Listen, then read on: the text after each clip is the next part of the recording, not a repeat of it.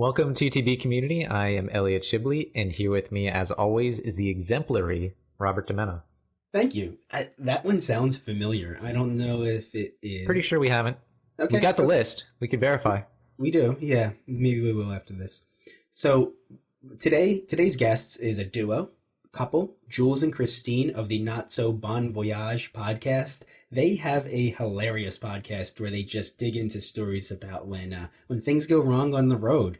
And that can mean a few different things, whether or not it is trouble with the law, whether it's an injury that someone suffered.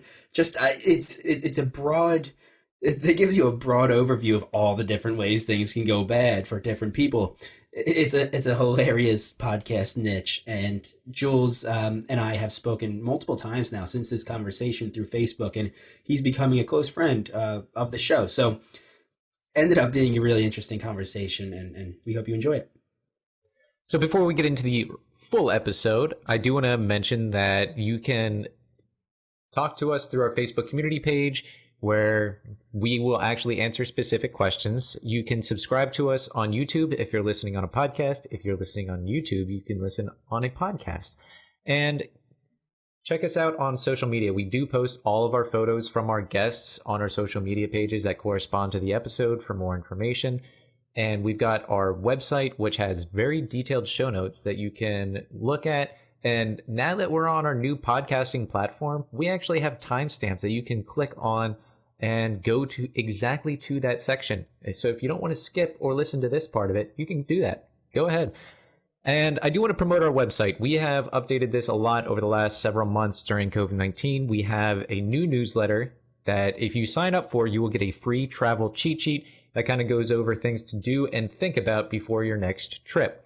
We have consulting services where you can sit down with Mr. DiMenna and he will help you plan your trip. There are various options available, or you can purchase the full package, which includes 4 sessions, or you can get one of them.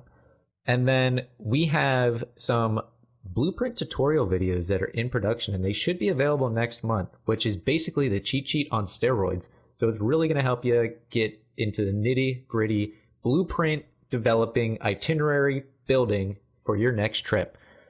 And we've got a new travel roundtable series, which is very exciting. We look into the gray areas of travel and talk about it with a panel of 6 individuals, 4 people, including Bob and I. And we basically hash out what the different sides are and where we go from there.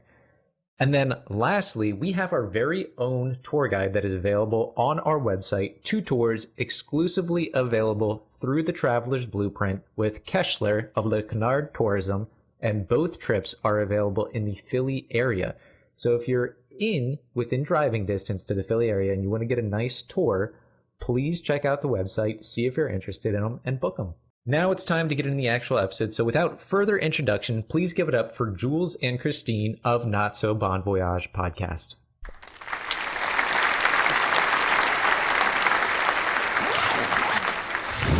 Welcome to the Traveler's Blueprint. Start designing your next adventure.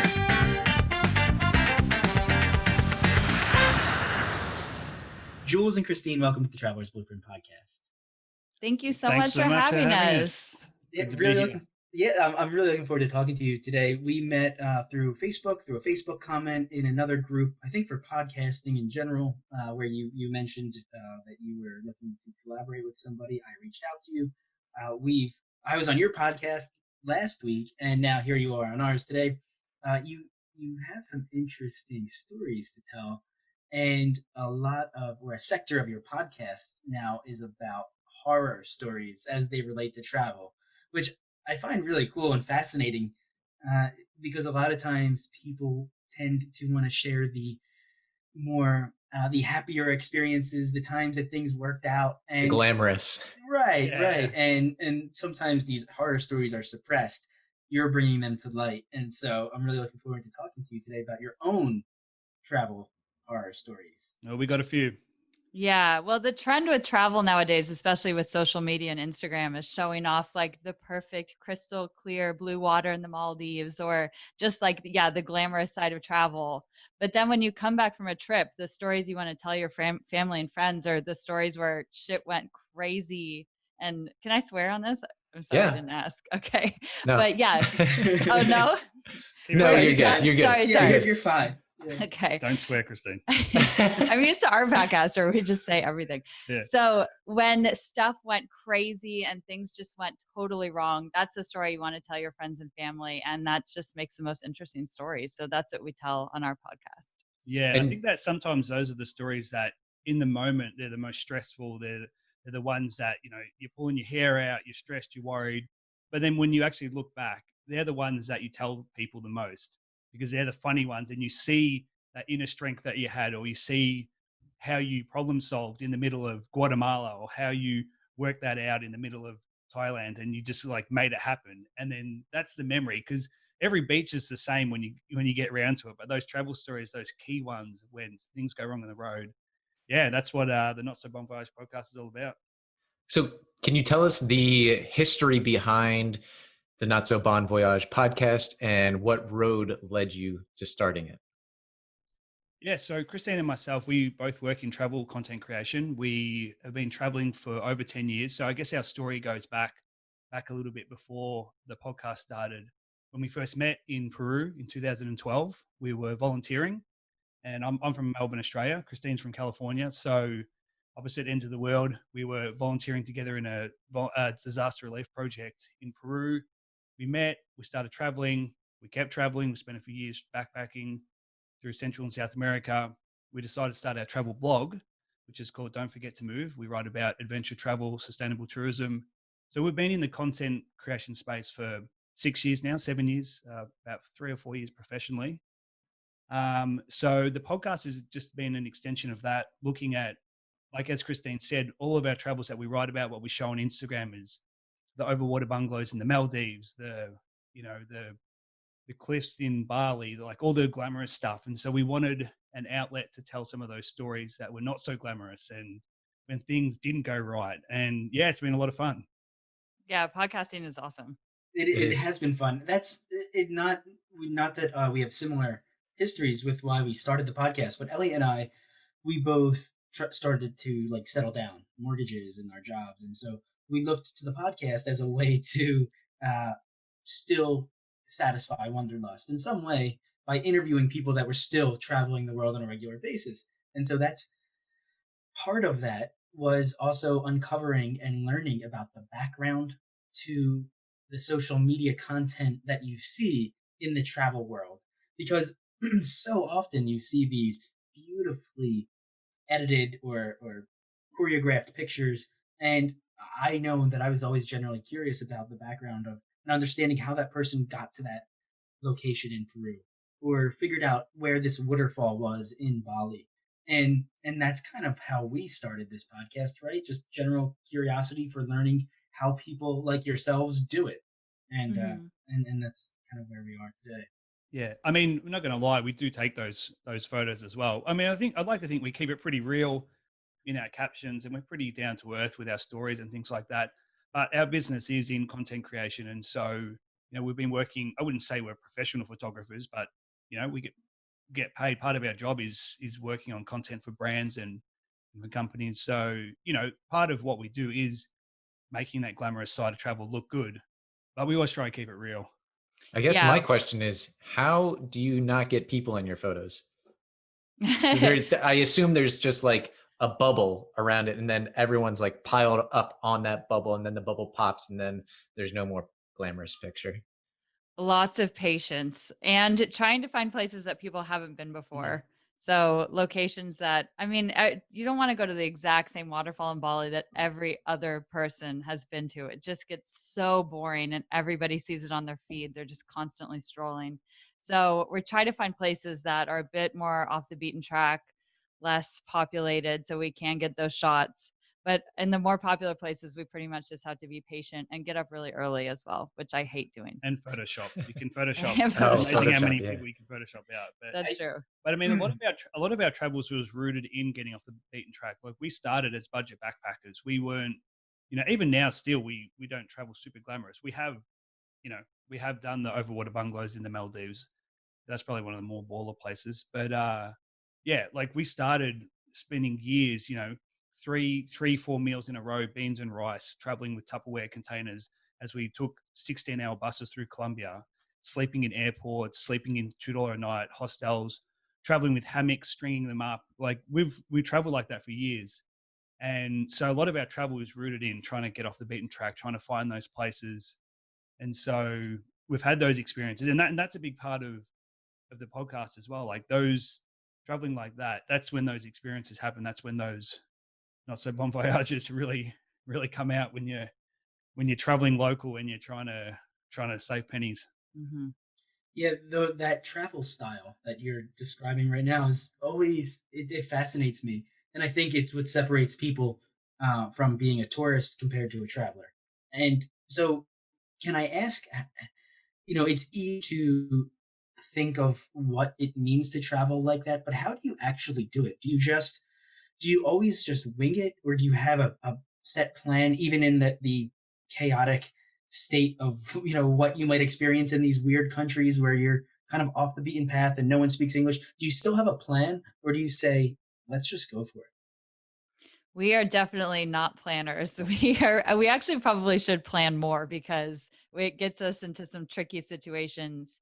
Now that travel is basically our career, we do have to plan a lot more, because we do have to develop those relationships with tourism boards and brands and pre-plan that work. But back in the day when we were backpacking, it was literally like, we're in Central America or we're in Southeast Asia, let's just go. Like, barely any research, just find a place. If we like it, stay there for a week or even a month. We would sometimes, we'd go down to Mexico, southern Mexico, and find a city we loved and book an apartment for a month and just stay there and try to live like a local. Or some days we'd be like, we don't really like this place, let's get out of here and catch a bus and go somewhere else. So it was pretty much all fly by the seat of our pants, Pretty which much, yeah. was awesome. Yeah, a good 18 months. So as I was saying, Christina and I both met in a disaster relief organization in Peru, early 2012. We spent 6 months there working together. And then after that, we kept traveling together. And we basically spent the next 18 months doing Central and South America and Mexico. And it was just where do you want to go? You want to stay? You want to go? Yeah, this place is cool. We'll stay for a bit. Mm-hmm. And how did that evolve into doing it as a full-time job? We ran out of money, Yeah. basically. So we were working in nonprofits, and that was what we were really They passionate. pay really well when you're a They volunteer. pay great. Yeah. Just make tons of cash. Yeah, so much money. If you can't tell, there's a severe hint of sarcasm. Just a little bit. So yeah, we basically knew that we wanted to continue traveling. We didn't really want to go home and get 9-to-5 jobs. And we were trying to figure out how we could make money while traveling. And this was before the digital nomad movement, before we knew about like drop shipping and affiliate income and all of that kind of stuff. So travel blogging was one of the only ways we could see people that were online traveling and making some money. Not a ton, but at least something, so we could, spend $150 a week in Central America. And we were like, we have plenty of photos and stories that we can put up on a website and share with people, and tips and advice and everything. So yeah, that's kind of how it started. We were like, we need to have some sort of income to continue traveling. So let's put this out there and see what happens. And this is mid. We had this idea at the start of 2013 when blogs were Instagram was nothing compared to what it is today. It was mostly Facebook pages. That's when you used to get reach on those. There was very few travel blogs. There was no courses. There was no courses on how to make courses. There was nothing. There was no Teachable and Skillshare. The idea of people selling courses on, or even ebooks on how to start a travel blog, was just non-existent. There just wasn't the industry for it. There were very few travel bloggers. We like to say that we're in like the second wave of travel blogging. The OGs in the first wave are kind of like the 2010s, a little bit before that. They're your Jody, like Legal Nomads, and Gary Arndt, and some of those old school people, Nomadic Matt. And so in 2013, when we started, it was just, we actually started as an idea of, well, maybe we can get a free hostel stay, like a $5 dorm stay when we're in Nicaragua, or maybe we can review a tour or something like that. And just, it kind of built out a necessity as well, thinking we're both from different parts of the world. How are we going to make this work? What are we going to do? So it was sort of in the back of our mind. It wasn't really like a full-on career idea until probably the end of 2015. I'd say. Don't you think? Yeah. And then, Yeah, that's interesting. And so, what part of your travel business took off first? Was there anything specific that you realized people really were taking to? I'd say the end of 2015. So we just finished up 7 months in the Philippines. We did another 6 months working in a disaster relief organization in Tacloban, which is the city that was hit the hardest by the super typhoon in the Philippines in 2014, 13. Oh, shit, I got my years wrong. And so we spent 6 months there, and we were juggling a lot of things. We were sort of travel blogging. We were doing that. We were also getting our masters. Both of us got our masters a couple of years ago in international development. And the travel blog was like, are we going to keep doing this or we're not going to keep doing it? And then we decided there was a travel blogging conference in Bangkok at the end of 2015. And we were like thinking about, should we go? Should we not go? We'd never done any kind of networking with other travel bloggers. We'd never done any kind of professional development or anything. So we just thought, all right, bite the bullet, let's do it. Let's get back to Thailand. We'll go there. We went to this conference and suddenly we started learning that, about affiliates. You can put affiliate links in your blog and you can make money that way. And you can partner with brands, which we'd done on a small scale, but not massively. And then just a whole bunch of different things sort of started clicking. And I think that one of the biggest things for us was upping our writing skills and probably upping our photography, which made our content creation sort of more desirable, I guess, for brands. And that was some of our that was some of our bigger things. So working in partnerships with brands was probably our first sort of big start, I guess, in working on it full time. And I think when we started focusing on sustainability and eco travel, it was something that we weren't really focusing on before, but coming from a nonprofit background and an international development background, it was something that we were just really passionate about. And when we kind of married that with the travel, it sort of was like, oh, this makes sense. Like, this is our niche that we need to focus on. And when we niched down, it really took off after that. Tourism boards that want to focus on eco destinations were reaching out to us, travel brands that give back, things like that, sustainable travel gear. That I feel like was a turning point when we started able to make it more into a career. Yeah, because we were already writing about that stuff. We just hadn't called it responsible tourism. Like those weren't even really buzzwords back then. People weren't saying ecotourism. Like eco, yes, but not so much sustainability and responsible tourism like they use now. So we were already writing about how to, find local experiences and how to be a good traveler, so to speak. But we just weren't putting it in the framework of sustainable travel. And so after we finished at this conference, we realized we needed to niche down and focus on that because we were just writing about budget backpacking and authentic travel. And we're like, no, let's make a specific focus on sustainability. And yeah, as Christine said, that was a big step for us. Awesome. Yeah, I think it is sustainable travel, ecotourism are two massive buzzwords that have kind of hit their peak, maybe not even their peak yet, but still really important to a large mass of people, especially folks in our generation that are very cognizant of climate change, very cognizant of cultural impact while traveling, and the white savior. Yeah, it's been an interesting past few years. We don't volunteer or work in nonprofits anymore, but that was how we started traveling, basically. And kind of right after we stopped doing that, the idea of the negative effects of voluntourism became like there was more light on that. And so we kind of had to look back on some of our previous experiences and be like, okay, was this actually benefiting the local community? And then, yeah, we both got our masters in international development. And then we were like, okay, maybe this isn't really the route we want to be going down with the voluntourism. So, can you, Elliot? You said the white saviors, and this is something that I'm still learning about. Can you explain what that actually means?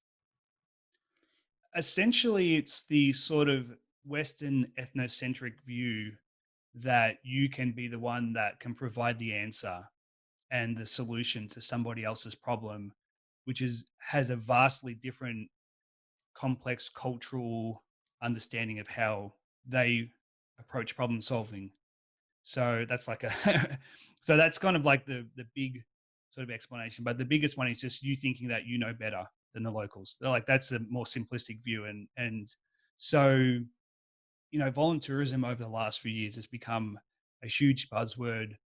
I would, to defend ourselves a little bit, even though there are things, as Christine said, that we would look back, most of our stints were working usually for 6 months in organizations. So like long-term community development, not doing like working in an orphanage for 2 weeks or, patting elephants and for a week. So a lot of the work that we were doing, which was alongside our masters in international development, was working with community groups, doing the long, boring stuff that people don't want to do, the surveying of communities, working out how to strengthen local community groups, like institutional strengthening, financial literacy, business management training, things like that to help groups better themselves, like providing tools to those groups. But a lot of the voluntourism things they're flashy photo like opportunities that people can go and get a picture helping some kid in Africa and post it on their Instagram. And so, that's the negative side that has got a lot of slack over the last couple of years. And I think rightly so. And there's been a lot of, unfortunately, it's an education. It's not the people. And we're very much about trying to educate people as opposed to, pointing the fingers. And unfortunately, it's the middlemen of these organizations that have really capitalized on voluntourism, as opposed to a bunch of people out there trying to be shitty and do the wrong thing. So it's really just about educating people as to the negative effects that voluntourism projects can have on communities, as opposed to shaming them for it. Yeah, I think that's a great point that you made. It's because a lot of the people, even if they are, the classic example is the white family or the white couple that goes and they go to Africa and they say that they're building a well or something. And you go to their Instagram page and it's all selfies with the African kids in the background. And that's has gotten flack over the years, and rightfully so. But I think that in the anger towards that process, it's being taken out on the woman or the man who has the picture and took the picture, when it's not necessarily their fault because their intentions are pure most of the time. And so I think there's two ways to, it's not just educating the person on researching the right organization to go with, but it's also educating the people who are coming down on those people for making mistakes too. Does that make sense? There's a lot of work to be done in this area, it seems like. But unfortunately, a lot of people also, there's kind of a catch-22 between these projects that Western countries, or whoever, let's just say, developed countries helping developing countries, is that you get yourself in this situation where a family wants to come down to Mexico and build a school. Okay, it costs $10,000 to build a school. Their trip also costs $10,000. So you could say that if they didn't go down to the school to build the school, because let's be honest, they probably can't build a school. They have, the resources would be better used for local labor to provide jobs. So instead of them coming down and spending $10,000 to build the school, they would just donate their $10,000 and 2 schools would be built. But the problem is that if those people don't have those experiences, if they don't have the opportunity to come down and build that one school, they're probably not going to donate any money, and there'll be no school. So you kind of get caught between the situation where, is it better to have no schools and that family doesn't go down there, but they've learned the lesson of supporting a community differently, or is it better to have one school? Because people want to be a part of these experiences, and they want to provide, and it's these tangible experiences that help inspire them to provide support for future generations. And maybe they tell their friends who then donate. But without those tangible experiences, without the selfies, without those sort of, not egotistical, but kind of like those opportunities to show what they're doing, there might be no school. So it is like, there are situations there, and that same thing can apply to the family going and building the well. what's better, one well, no wells, two wells? Like it is a little bit of a tricky situation at times. I feel like it's a bit of a juggling act. That's really good points. Yeah. Yeah, it's a really sad situation because it is people with great intentions who have extra resources who want to provide that to a community that doesn't have those resources. And there are communities around the world that do need those resources, the wells or the schools or whatever. But for some reason, development is so complicated and so tricky. And it's not even just at the grassroots, like voluntourism level, Right. like up to USAID and those World really Vision, large Salvation Army. global Yeah. NGOs. They're extremely problematic as well. I don't want to, name and shame or whatever, but it's just a very complicated system with development. So it's really too bad that we can't pair those people who have resources and the people who need resources in some sort of mutually beneficial way that makes everybody feel good and has lasting sustainable change. But it is really problematic because these people do want to actually travel and be there for those moments where they're breaking ground on the well or breaking ground on the school and have that feel good moment. And that's part of the reason they're donating the money. Whereas if they just stay at home, they're going to spend their money, on something else. So it's just a really tricky situation. But as you were saying, like people, keyboard warriors, they love to shame people and they love to judge. So as Jules was saying, like our education, like we're just all about education rather than shaming. Yeah. That's that's I have an issue. I have an issue with the shaming. I with the approach. Do you know the page No White Saviors? Yes. Yeah. So I like their message. I hate their methods. Mm. I know they're kind of a controversial page, but I want to reach out to them and say, hey, like I get what you're saying, and I understand the approach that you're trying to take, and you're trying to make sure that these populations or these villages aren't being exploited the way they are, and they're right most of the time, but it's such an angry like when you bring confrontation to a situation, you're going to be met with confrontation. And I think that if they were to approach it, and if they ever hear this, they're probably gonna they have their reasons for maybe their methods. But if you embrace the person that you think is in the wrong in a way where you're offering solution to them and saying, hey, I understand you're trying to make a difference. Why don't you try to make it this way? Because based on the knowledge I have on the ground, this is the best way to do it. It's automatically bashing. And I just don't know. It's kind of a catch-22 because if they're not loud and controversial, a lot of people won't listen. But when they True. are loud and Right. controversial and seemingly angry, it alienates people and people shut off and they're like, I'm not even going to listen to what you're saying anyway. So it is definitely a difficult balance. I would That's a not good want to point. be in their shoes to, Yeah. try that out. I mean, you can apply that same principle to animal activists like vegans. You can apply it to politics. Like it's a world we live in now where we live in extremes with people trying to be the loudest voice, and it's difficult in all the clutter now to be that loudest voice. People have different tactics. I mean, sometimes it's effective, sometimes it's not.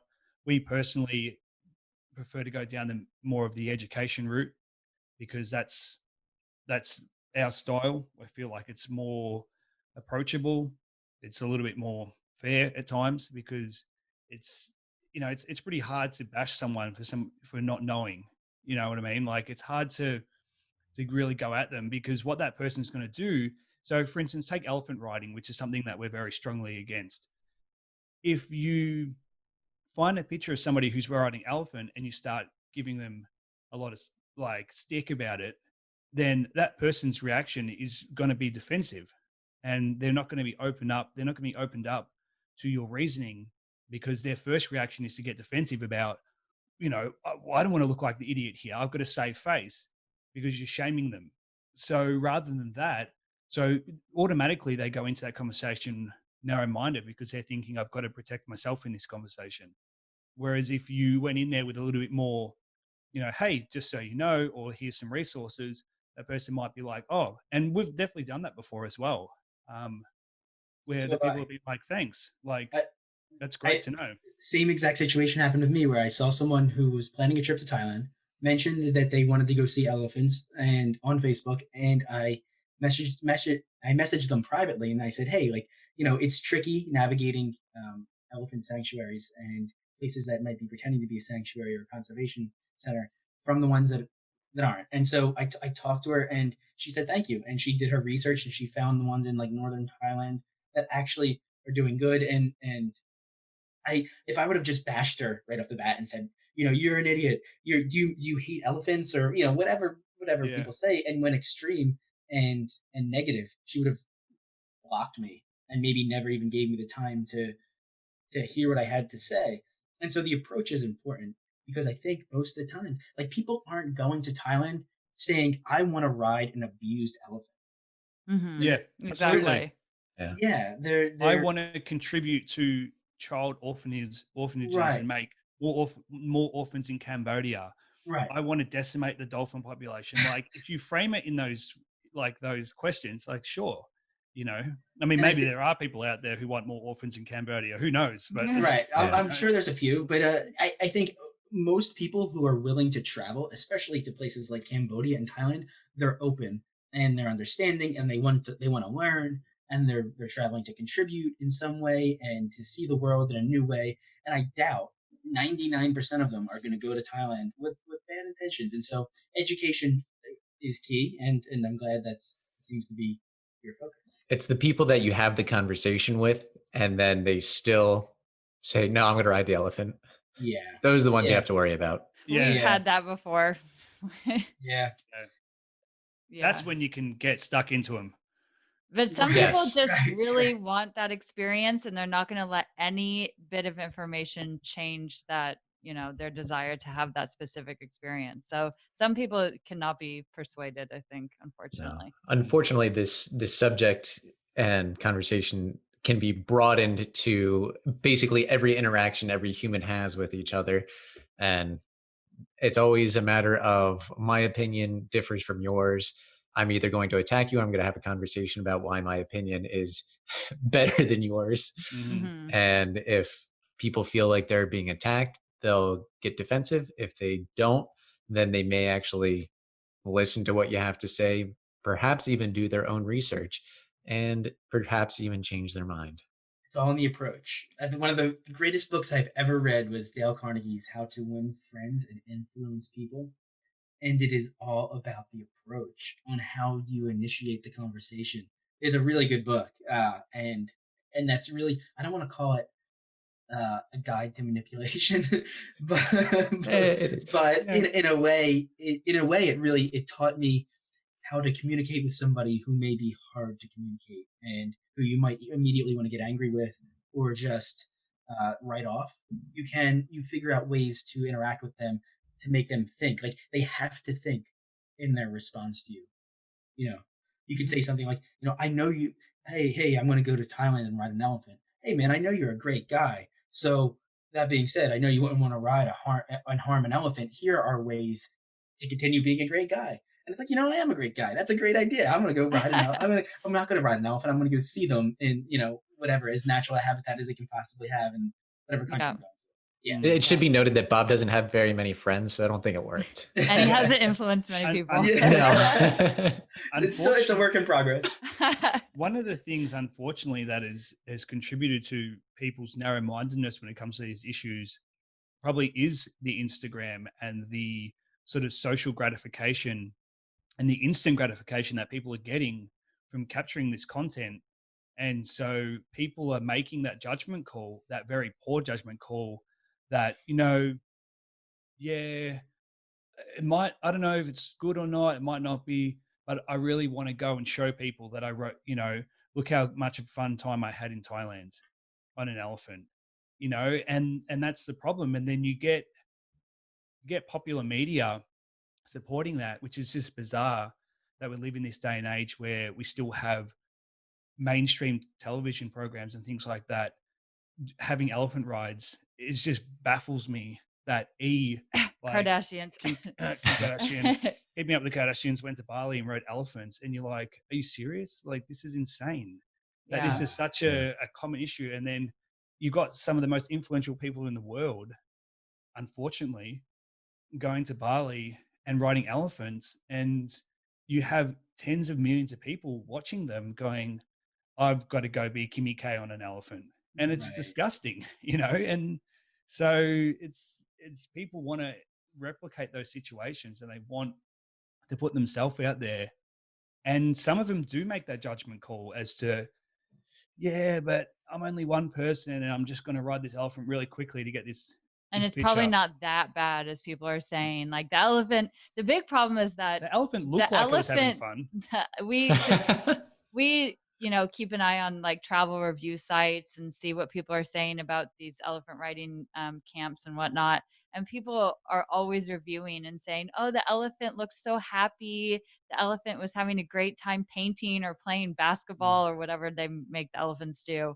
And that's the problem with these animal activities is that you go and you think, oh, this doesn't look so bad. It looks like the elephant is very docile and has a huge back. Why would that be a problem to ride an elephant? They're giant animals and they look so relaxed and chill, but they don't see all the behind the scenes abuse that's happening. So yeah, that's probably one of the biggest issues. And then you also get influencers on Instagram or on television that don't realize the responsibility they have to do their research before going to these places because they literally affect millions of people who will want to replicate that same experience that they had. I'm going to play devil's advocate, but people ride horses. Yes, they do. And horses have been domesticated for so long. Whereas elephants are not domesticated and they must be very physically and mentally abused from a young age before they are rideable. Yeah, we learned about the people have dogs. Yeah. I mean, you could take it as far. I mean, we could go deep on, but the horse is an interesting conversation that a lot of people bring up. And I would say that I would apply the exact same principles to ethical horse riding things, like activities. I would say that horse riding is not in the same level. I'm probably going to piss like animal activists off, hardcore ones, but I would say it's not in the same level as elephants. As Christine said, elephants are wild animals that endure tremendous abuse to be broken in by mahouts, to be domesticated, to be rideable. It's absolutely terrible. If you want to scar yourself forever, go and research it. Whereas horses have been domesticated for thousands of years and are domesticated in that sense. But I would still say to people that if you're traveling and you're having a horse riding activity, to still do your research because horses can be treated terribly as well. It would depend on how many hours a day they're riding, their conditions, whether they're caged up and locked up in a barn or whatever. So I would definitely tell people not to to participate in those activities if the conditions weren't suitable. So that's actually a good point because we, especially in the States, we think, oh, horseback riding is not an issue at all. So many people do it. It's huge. But it can be really problematic depending on the situation and the treatment of the horses. So that won't always be ethical. So that's a good point. I think it's important if anybody listening takes away anything from this conversation, it's that I think with the amount of information out there, even a minor amount of research on any specific animal, you're going to figure it out pretty quickly. The information is available. And there's not really the one good thing about where environmental conservation and sustainable tourism is headed is that the information is now abundant. People are generally aware, and the organizations that were trying to fly under the radar and acting horribly are being uncovered pretty quickly. It's hard for them to continue to operate that way anymore because people aren't putting up with it. And so they really don't have a choice other than to convert or be shut down. Not saying that these things don't exist. They obviously do. If the Kardashians are still doing it, I didn't know that, but well, I don't keep up with the Kardashians. There we go. It's too hard, man. There's too much going on. And it could be as simple as, elephants are obviously wild. They're not meant to be ridden. Tiger. If you're in a cage with a tiger, there's something wrong with the tiger. Tigers, you're not supposed to sit next to a tiger. They eat you. They'll eat you. Don't do it. Just think a little bit. And I'm not attacking anybody. If you're listening to this and you made that mistake, it's okay.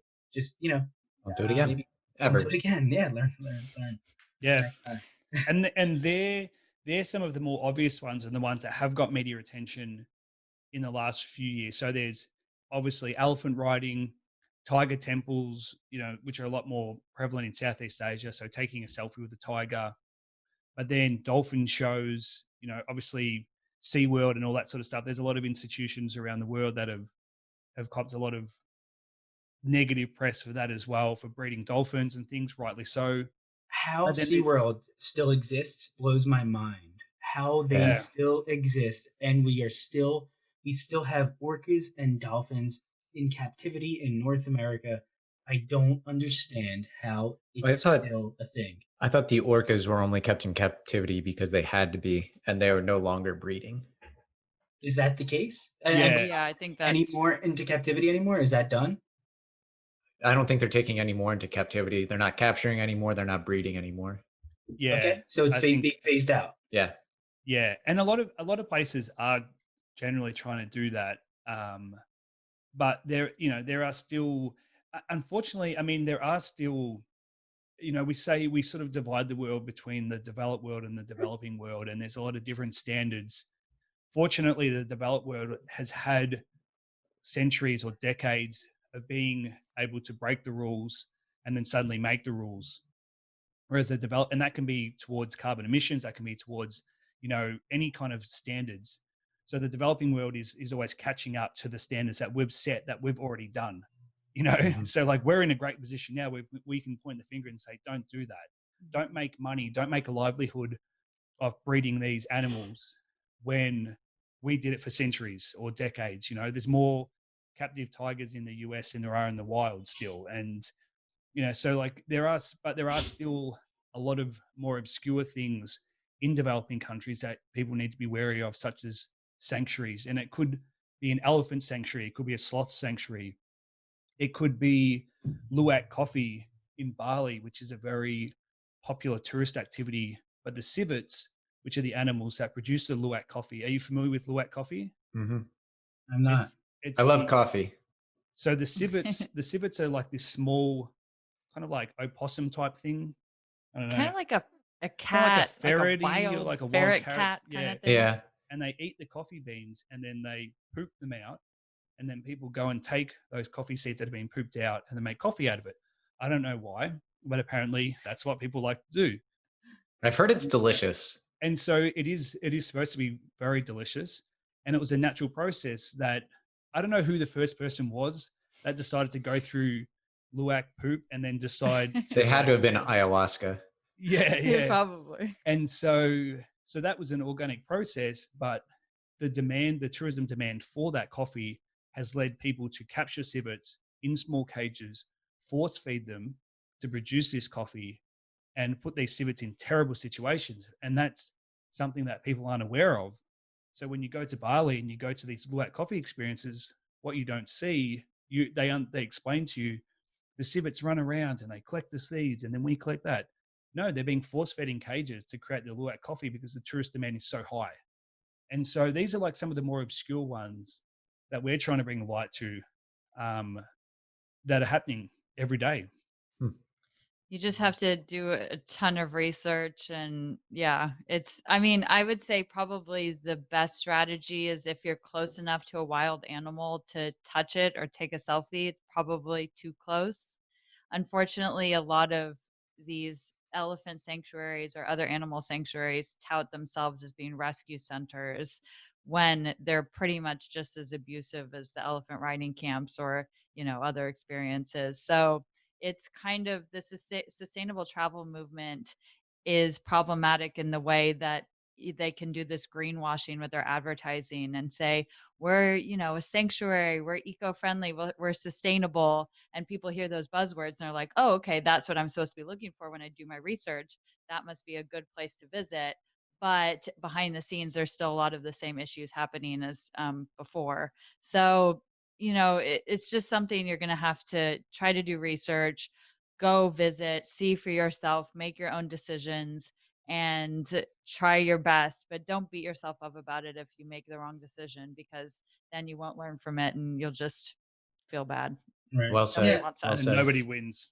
Yeah. No, yeah. The research is vital. I actually do my research with the dairy and meat that I buy. Like you can do it with anything. I look for ethical farms within the United States and make sure I buy produce from those farms, whether it's eggs or meat. Are you vegetarians or? Yeah. Vegetarian, yeah. Yeah. Yeah, I know that's it a- seems contradictory to say ethically treated livestock. I get that. It's a little. No, it better doesn't. than nothing, you know? No, I mean, That's even though the ultimate goal is of their slaughter, it still seems a little odd to find. I guess. It's definitely much better than just going with the, Tyson ham or, Yes. the factory farm meat. I think that's very commendable and a huge improvement to go for that instead of just, I think if people put the pressure on themselves to just be fully vegan and, not have any sort of animal product, that's just setting yourself up for failure, because there's so much pressure to just cut all of that out of your diet immediately. Whereas if you ease yourself into it and you look for those sustainable local farms, then that's much better than when you're, can't be vegan anymore, just going back to factory farm meat and animal products. So Mm. everything helps. Yeah. A great book that I would recommend is a book called Eating Animals. And it's actually a book that Christine, it's by Jonathan Safran Foer. Jonathan Safran Foer. And he wrote a great book called Eating Animals, which I read about 8 years ago, which is a very non-biased, open, non-judgmental look into the animal industry. And it's just on a quick tangent, because it's basically what led me towards becoming a vegetarian and becoming more ethical with my choices. It's written as a narrative for this story that this guy basically wants to tell his son, why he shouldn't eat meat, or like about the meat trade. And it just follows a narrative of the meat industry. And if it doesn't put you off eating meat, then you could be a sociopath if you read that book. Is it like a modern The Jungle by Upton Sinclair? Kind of. So the basis of this book is that this man who's a writer, he's a novelist, and he has a son, and he is trying to figure out what to feed his son, and his son's asking questions, and he's learning, like, okay, what kind of food do you feed your children? Like, what's ethical, what's healthy? And through that understanding, he does research and takes you, on this narrative journey of it's not just somebody who is already enlightened on the subject and is trying to bash it into your head like, don't eat animals. It's somebody who's going on this journey of education with you. It's very which is objective. really cool. It's very objective and very non-judgmental, and it's the best introduction but you have to have a strong stomach at some parts. Okay. There were 2 documentaries in the late 2000s. I think Food Inc. was one of them. Michael Pollan, and I forget what the other one was that was very similar. There was the dairy one, I think, that was really big as well. I can't remember. I don't think I watched it. Oh, there's Cowspiracy. Oh, Cowspiracy. And Forks Over Knives. There's Forks Over Knives, yeah. And then Netflix actually did their own movie. It was not a documentary, but it was a bleak future for the food industry, specifically the meat packing and slaughter industry, and that was Okja. Oh, yeah. we haven't seen it, No, but we haven't. we should watch it. Yeah, it's really interesting and bleak. Yeah. Things are improving, though, at least in the United States, where people have the options to eat, meat alternatives, or, have like meatless Mondays or things like that. I think that, you can kind of see more fast food chains are using like Beyond Meat and Impossible Burger and things like that.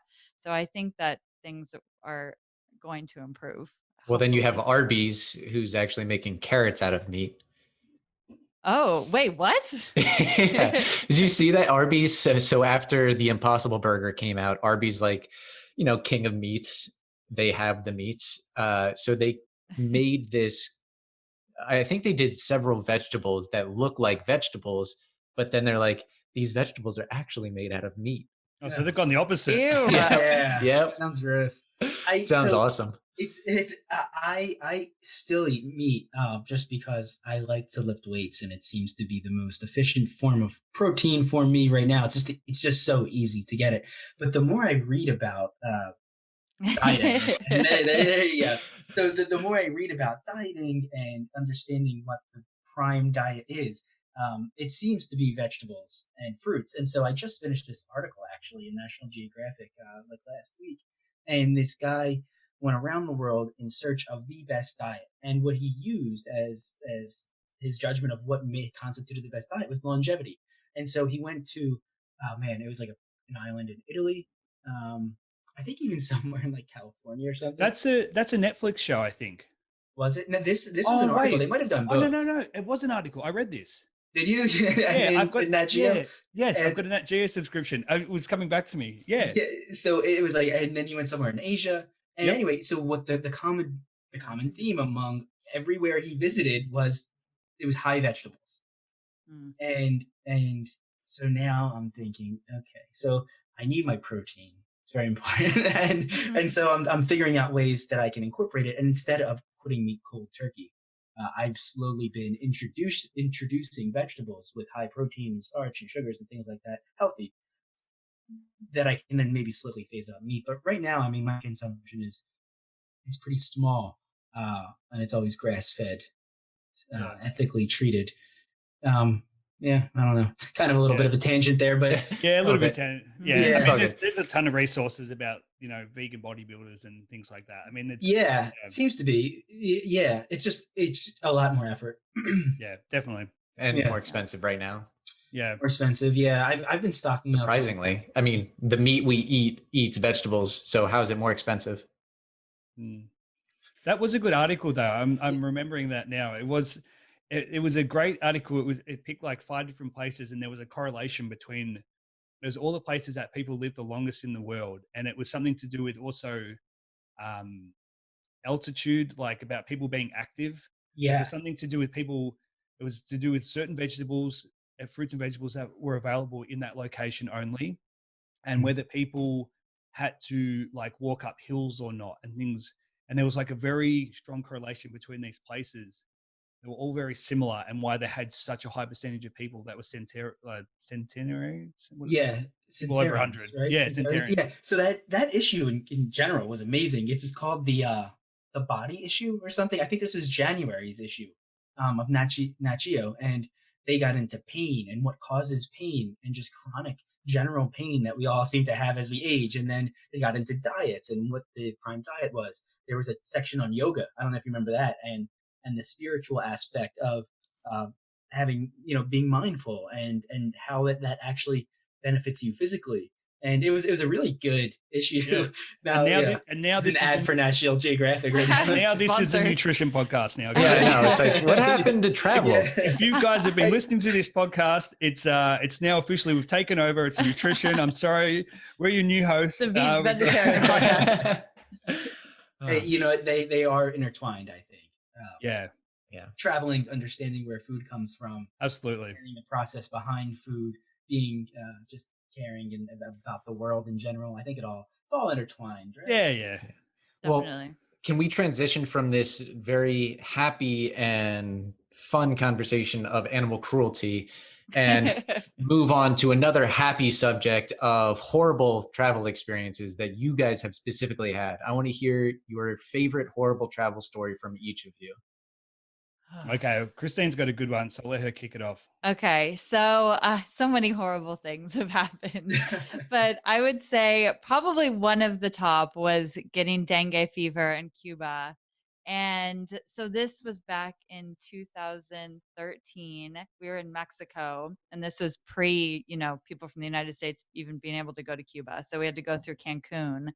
And we flew over from Cancun to Cuba, and I started feeling not so good on the flight over.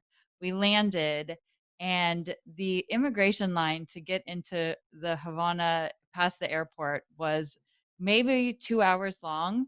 And at this point, I was just completely out of energy, like feeling like I was going to faint. So I had to stand in that line for about 2 hours. Then we had to wait another hour for our baggage to come out because, just It's Cuba. Cuban efficiency isn't the top, especially back in 2013. They were not ready for travelers, I don't think. So we finally get out of the airport. We end up taking a cab. It's probably about 10 p.m. at this point. Take a cab to where we think our casa particular, like our hostel, is. And we realize that Jules has written down the address No. incorrectly, and we have no idea where we're supposed to No, be. this is a miscommunication. Christine always loves to throw me under the bus with this. It was just a miscommunication. There was some numbers, there were some letters jumbled. I had the address. He had an address, but it wasn't the address. This had to be deciphered. Come on, let's move on. So, I mean, it's just a fact. So I was feeling terrible at this point. We had nowhere to sleep. We're walking around Havana with our luggage at 11 p.m. midnight. Finally, some very nice Cuban man invites us into his home. We're sitting in his kitchen. I feel like I'm basically going to die. And he runs around Havana looking for a place for us to stay. Little did we know, Obama was in town that weekend. So the entire place was completely booked. So Obama was doing some sort of diplomatic trip to Cuba, I think with his family. The Rolling Stones were also playing that weekend. So it was like a huge, US Cuban I don't know, weekend together. Togetherness. Weekend of togetherness, unlike now. So finally we find a place to stay. We stay there for one night and then we have to leave because it's packed out. And then we stay in Havana for a couple more nights. And I just basically spend the next couple days sleeping. I'm not eating. I'm not drinking water. I have never felt so incredibly awful in my entire life. I am just, all I can do is sleep.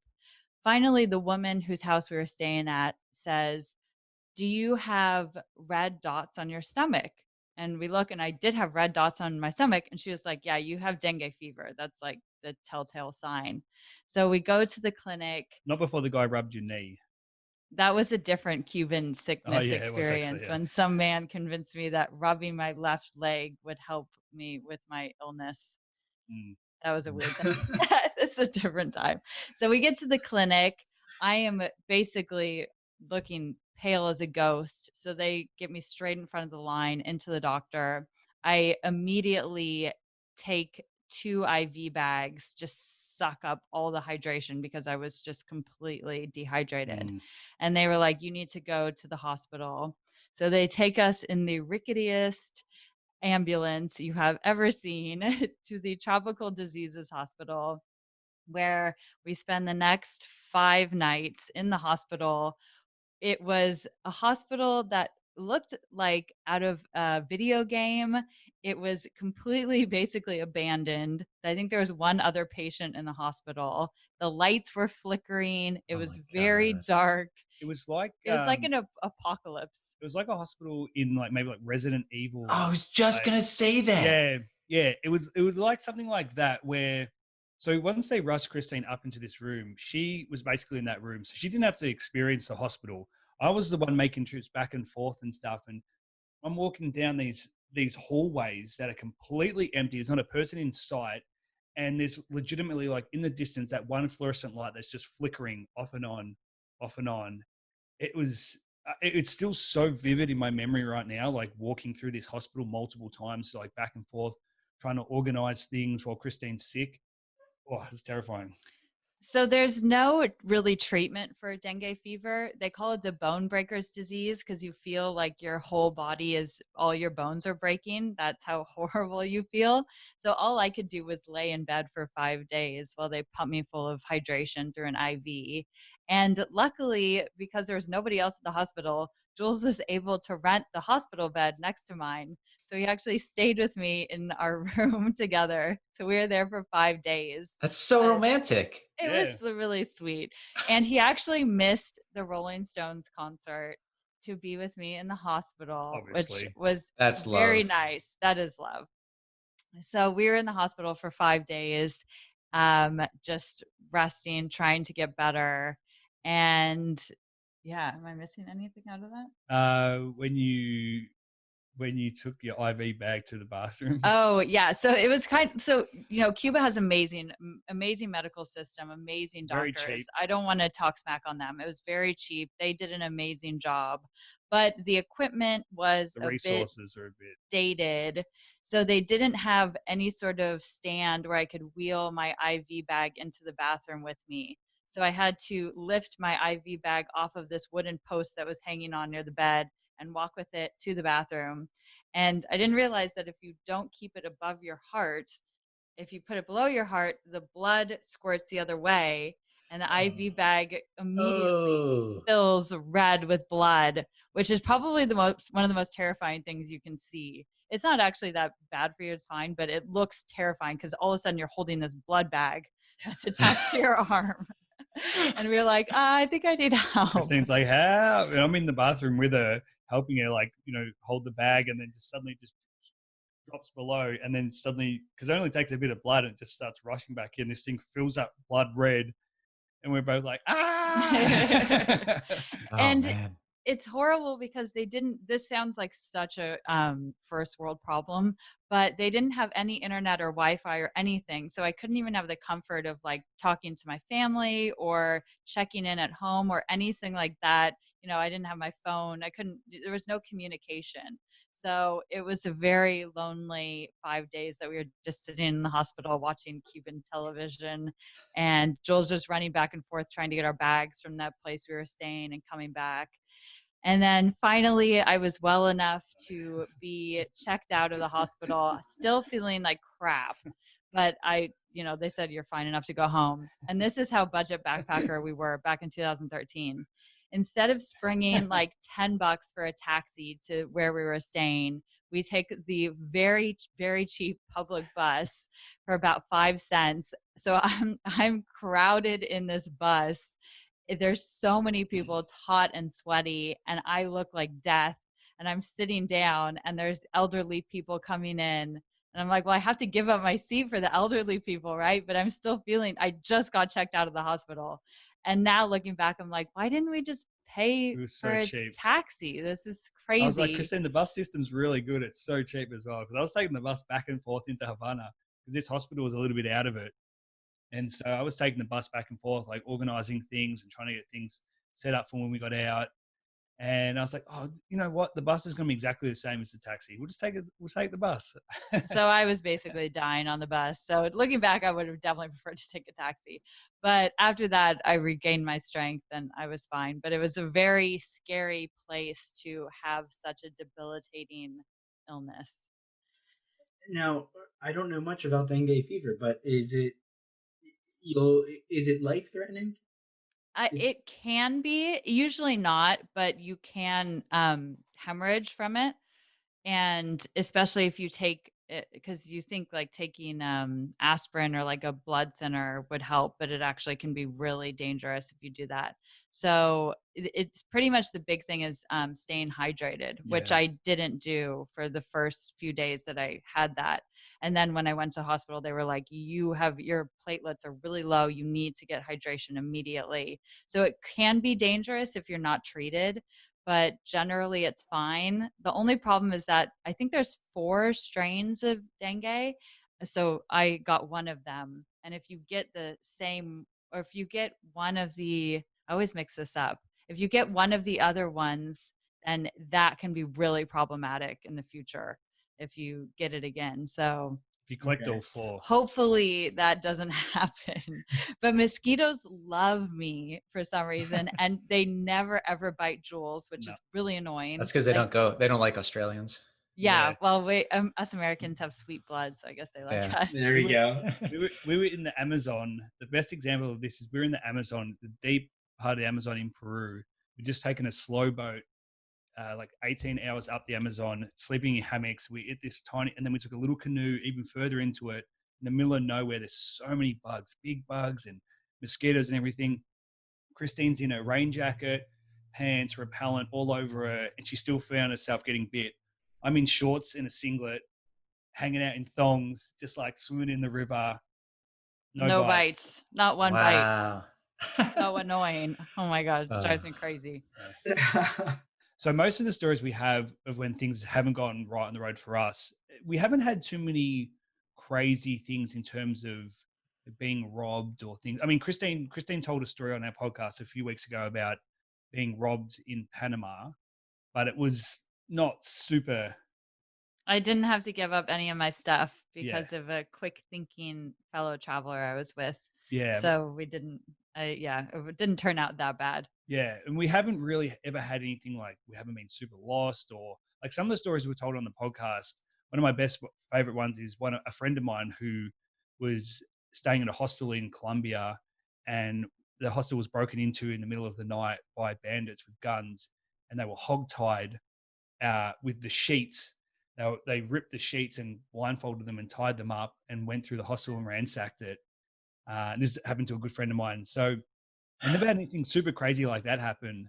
Most of the things, and we haven't really like lost anything crazy, or most of the stuff has been just probably sicknesses, because we spend a lot of time backpacking and getting off the grid and kind of eating street food. Not that those things are always attributed to bad uh, parasites or things like that, but living more local style, you kind of tend to pick up more of the local things. And so probably one of the funniest sort of travel sickness stories, at least, was when we were in Peru back in 2012.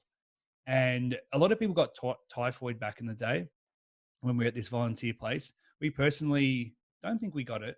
We did have a typhoid vaccination, but we got really sick and something was going around. It was parasites and bugs and everyone got really sick. And back then I don't know, for some reason, it's funny, like when you're traveling, we're just like, don't worry about going to the doctors. It doesn't matter. And it got to a point where we were really sick. We're like, all right, we've got to go. This has been happening for like 2 weeks now. We've got to go to the doctors. So we take a tuk-tuk. So they got tuk-tuks out in this place called Pisco in Peru. They're hilarious. They're just like tuk-tuks over in Thailand, little fiberglass shell on the back of a motorbike. And they take us out in a tuk-tuk to the local clinic. We wait in the clinic, we're sitting there and we feel like just absolute death and we're just waiting. And then eventually they take us in and they give us a bit of a check and they're like, all right, we've got to give you all these antibiotics. So they give us a list of the things that we're supposed to buy. And they tell us, well, you actually have to go to the pharmacy and collect all the things separately. So we have to go out of the clinic, we have to go find the pharmacy and then give them the list. And the way that the Peruvian pharmacies work, you give one person the list, they go and get the stuff. Another person gives you a ticket. You take the ticket to a different cashier, you pay the cashier, who gives you the receipt, and then you go to the final line and they finally give you the thing. So we had to go buy our antibiotic. Yeah, it's a real great system. So we had to go buy our antibiotics, our syringes, and our medication. We had to take them back to the clinic. And then, so we go back in and we're like, hey, we've got all the stuff. Like, cool, come behind here. They take us behind this cloth. There's probably still about 4 or 5 Peruvian families just sitting on seats watching us.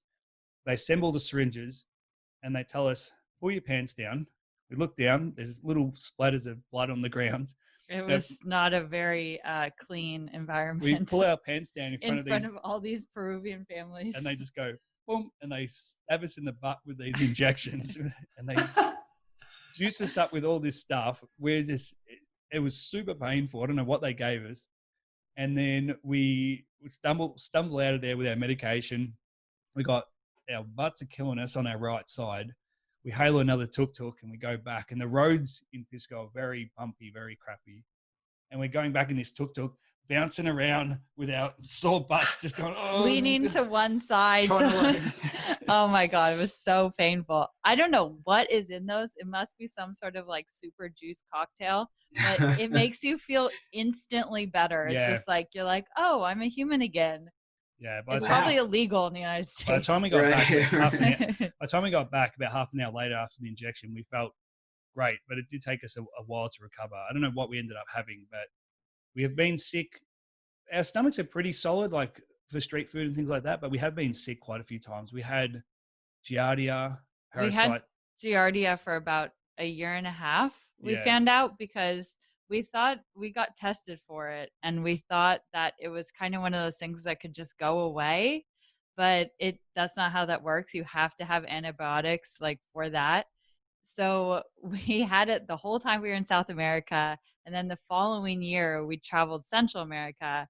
And just as we were leaving Mexico to go back to the United States, we were like, maybe we should just get And tested it's for cheaper. anything. It's cheaper to do it there. They're more used to testing for it than, you know, a clinic back in San Francisco. Yeah. I feel like if I came back here and I was like, can you test me for Giardia? They would be like, what? But back there, you know, it's pretty normal. So we got tested for it. And tested positive for it. And we were like, oh, we got that again? And they were like, no, if you had that before, you just have had that this entire like 18 months. And we're like, oh, we probably should have gotten that sorted. So what is Giardia? It's not a chocolate, right? No, that's Ghirardelli. I wish it was. It's a parasite. It's a parasite that sits in your stomach and it makes you, I guess it just feeds off your stomach nutrients. It makes you very bloated. It affects your bowel movements as well.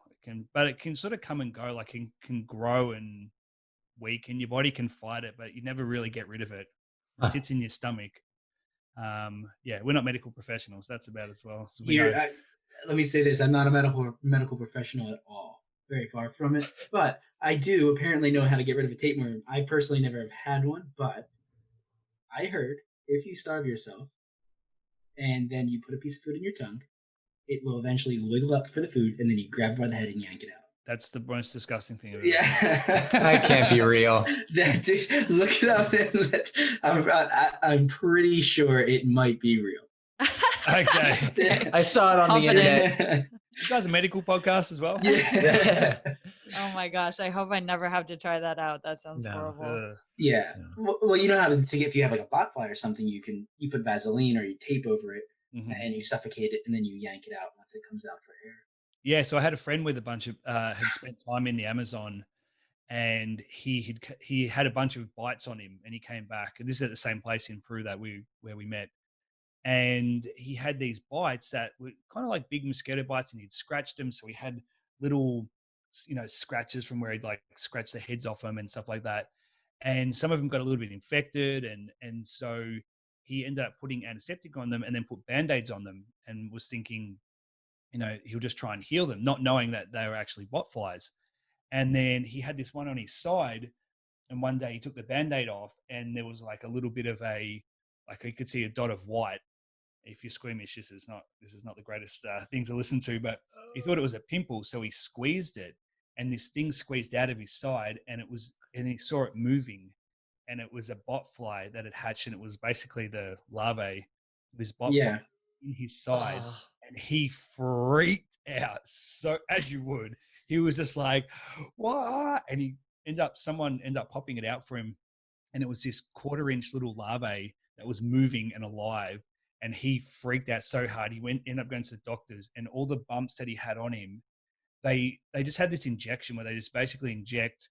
It just must be some hardcore poison dissolver type thing that's safe for humans, and they just injected every bump that he had on him, every bite, to get rid of him. But yeah, it was pretty gnarly. I've read stories about people coming back and they'll get bit on their head, and then they're sleeping weeks later and they hear their own scalp being eaten. Okay. They hear the crunching. They hear the crunching of the bugs because the larvae is eating their flesh underneath of their skin. Imagine it sounds like rocks against each other. Like, yeah. That's so horrible. Yeah. All right. Well, that was fun. So, are you guys ready for rapid fire questions? Yeah. Let's go for it. All right. Okay. Hold on. I gotta pull it up. So to make this as seamless as possible, Bob and I are going to alternate asking the questions, and you guys are going to alternate giving the questions. So Bob will ask the first question, Christine will answer the first question, and then Jules will answer the first question. Then I'll ask the second question, and then Jules will answer that question. Okay. Excellent. Got it. Am I asking the first question? Yeah, did you not listen? I didn't listen. Okay. But it's okay. No, it's all right. It's all right. So, all right, you ready? Yes. Do it. What is the first word that comes to your mind when you think of the word travel? Baggage. Adventure. Baggage. All right, that's Jules. a loaded word, maybe. Yep. What home comfort do you miss the most while traveling? Vegemite. My bed. Okay. For If sure. you could swim in any liquid, what would it be? Oh, Is this like the first thing that comes to your head? Yes. the first thing that comes to my head is Jello, but I feel like that probably would not be a good. That's a good answer. It would be counts. tasty. The first thing Yeah. that came to my head was chocolate milk. I don't know why. Ooh. Also, That could be good. very Ooh. good. All right. Jules, pick 2 animals that you would like to see fight.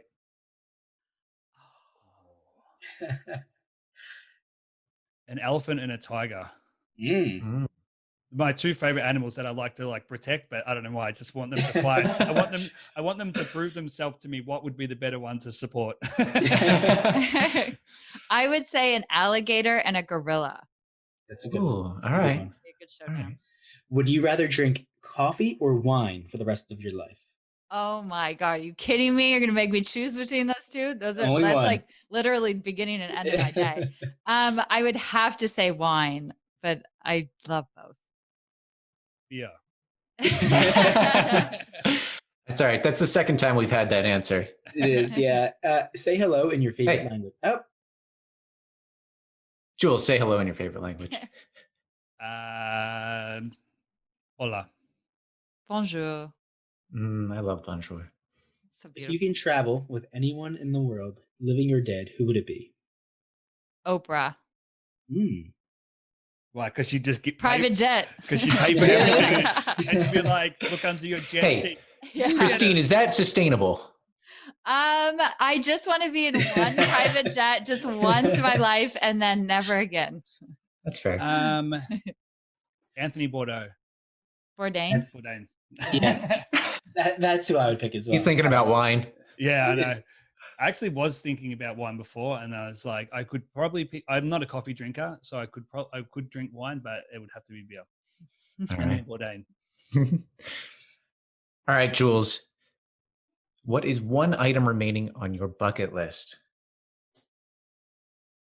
I don't know. Just to get back out and travel again at this stage. Oh, I have so many things on my bucket list. Oh, actually, sorry. I will remember. Motorcycle trip down South America. All right. Good one. Oh my goodness, this is really hard. I would say, oh Jesus, this is a hard one. I feel like I can think of it when I'm not thinking about it. Any country that's still remaining? Greek Islands. So many Activity? countries. I'll say sailing the Greek islands. Even Okay. though I get seasick, I still want to do it. Don't you want to do Croatia as well? Yes, and go to Croatia. Ooh, I love Croatia. Week. I want to do yacht week. I know that sounds so like bougie, but it sounds fun. So It does sound fun. Yeah. And that actually, stay tuned. okay. Christine, who is your biggest celebrity crush? Liam Hemsworth. Liam, not who's the one from Westworld? Oh, that's the. Oh, ugly no, duck- definitely not that guy. That's ugly duckling. Most people like Chris Hemsworth, but Liam is way hotter. There's like 4 of them, isn't there? There's like 12 of them, I think. All right, Jules, who's your celebrity crush? I go back and forth. I'm not. It's a hard one. I think Scarlett Johansson is probably been the most consistent one over the years. All right. All right. If you were stuck in one city for the rest of your life, which city would you choose? Do I have to choose the one where my parents are, or can I like choose a different one? Any city in the Any world. city. Bali. Oh, that's a good one. I would say Paris. I love Paris. City of Lights. Yes. If you owned a yacht, what would you name it? Oh, that's a good question. I would probably name it Queen Christine after myself. It's my yacht. It's funny. I was thinking I would call mine the Jules. Oh, there you go. There you go. Or something All really right. obscure like slip and slide. I don't know. Oh God, that sounds like creepy. God. Yeah, it would be. All right. And for the most important question, who is your favorite Traveler's Blueprint podcast host? Christine. I can't answer that. You Oh guys, my God, this is a terrible question. I guess I'd have to say Bob because he came on our podcast and Yes. gave an amazing story. There we Three go. for Bob and none for me. Yes. Oh, no. Okay, well, I'm going to say Bob as well. Thank you. I appreciate it. I'm on a The roll. purpose of that question is to see how awkward we can make this. Yeah, it's working. I think. I think it's working very well. It catches people off guard a little bit. You always want to make sure your podcast guests feel awkward. Yes. You know what? The more awkward, the better the content. That is one of the It is- first things we learned about doing interviews is to make them feel as uncomfortable as possible. Makes for good It content. makes it real. Yeah. All right, Maybe well, we should stop asking. We ask people, have they pooped their pants while traveling? Maybe we should stop prepping them for that question. Yeah. Put them on the Oh. spot. yeah. And then you can see the real reaction because if they jump back first, then you know it actually happened. Yeah. Yeah. Oh no, of course not. No. They're like, yeah, what's the story? Well, thank you both so much for joining us. And before we go, you've already mentioned your podcast and your blog. Please mention them again and your social media handles so that people can follow you. Yeah, I'll go first with the blog. Okay. So our travel blog is called Don't Forget to Move. It's don'tforgettomove.com, and all our socials are Don't Forget to with the number move. And that's where we write about our travels. So we focus on adventure travel and responsible tourism. And we've got guides, we've got tips, and yeah, lots of pretty pictures and real content on Instagram. And our podcast is called Not So Bon Voyage, and we tell stories of when stuff goes wrong while traveling. And now we have our Voyager chats on that podcast where we have wonderful guests like Bob who come on and tell hilarious stories of when travel goes wrong. And all of our social channels for that are at Not So Bon Voyage. Thank you. Wonderful. Yeah, thank you so much for coming on the show today. It was nice meeting you. Nice hanging out with you again. And Yeah. Yeah. Thank you so much for having us. So you don't have many bad travel or horror travel stories, do you? Not too many. I'd say the worst one, maybe two. The worst one was definitely Tanzania. I don't know. Have I told you that before? No, I don't think so. They recommend not drinking any of the water in Tanzania just because our bodies aren't accustomed to some of the pathogens that are in it. And so I didn't. We had water bottles the entire trip. But what I kind of forgot was that I shouldn't rinse my toothbrush with the water. And so I got really sick for 3 days. The worst night I was, curled up in the bathroom in the fetal position, and I was just spewing bodily fluids from basically every orifice. And sorry for the graphic content, but it was not fun. It was like 3 days of horrible, horrible stomach pain. It sounds horrible. That reminds me of when we were in Peru. You and Brian were actually doing that with brushing your teeth, right? You guys were using water bottles, I believe. Yeah. And it was like 4 days into the trip, and I was just using the sink water, and I was like, "Wait, hold on, guys! You guys aren't using this." I was fine because I take so many vitamins. No, I don't know why I was fine, but I ended up being okay. I didn't feel anything. My stomach was fine, but Yeah. Not fun. yeah, they have a cool niche. One thing I do want to recommend, they post little videos of their conversations to their Instagram and social media. So if you want to actually see them have some of these conversations, they're a great duo. They are really good together, and it's really enjoyable content. So check it out. Yep. And leave us a rating on iTunes or whatever podcast platform you're listening on, or subscribe to us on YouTube to get updated content as we post it.